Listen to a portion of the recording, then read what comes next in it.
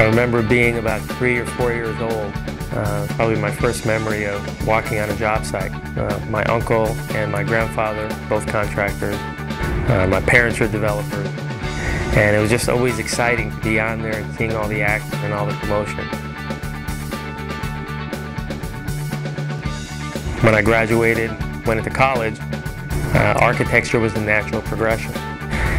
And about 2 to 3 years into architecture, I discovered that I can get a master's in construction management. And then it hit me that that's what really excited me, is to be able to be on a job and manage all these different people. It was the business side. Well, to graduate, you have to have completed a master's thesis.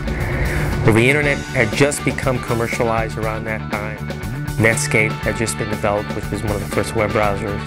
So it was a natural fit to say, let's figure out how to help people better communicate, because I remember being out on projects with my grandfather and my uncle. Communication was very difficult. And email was barely around. A lot of phone, a lot of fax, a lot of finger pointing, cross communication.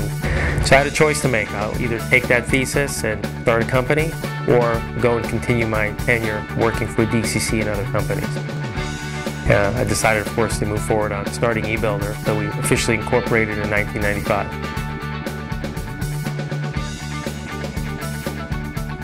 The first few years were clearly a struggle. Email had just again come out, or was being popularly used. We were on slow internet connections. People didn't have any concept of what we were promoting or what we were selling. So we had a big challenge in front of us. I used to read engineering news records since I was probably in high school, because, again, my parents, my older brother, who was a civil engineer, would always bring it home and read it. We got interviewed.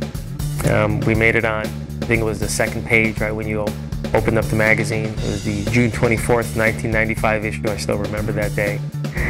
And it really gave us exposure to about 400,000 readers.